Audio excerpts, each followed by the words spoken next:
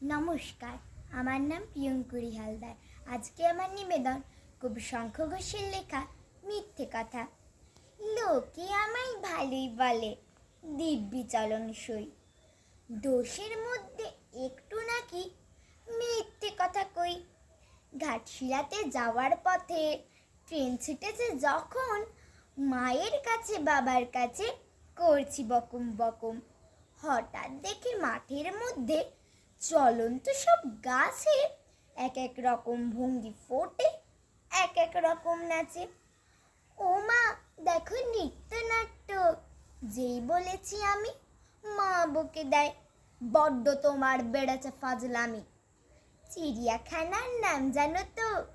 আমার সেজো মেশো আদর করে দেখিয়ে দিলেন পশুরাজের কেশর।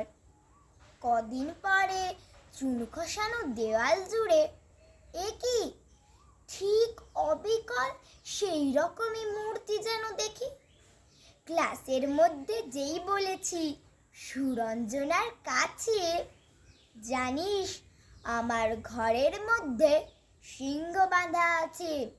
শুনতে পেয়ে দিদিমণি অমনি বলেন, শোনো, এসব কথা আবার যেন না শুনি কখনো। বলি না তাই সেসব কথা, সামলে থাকি খুব।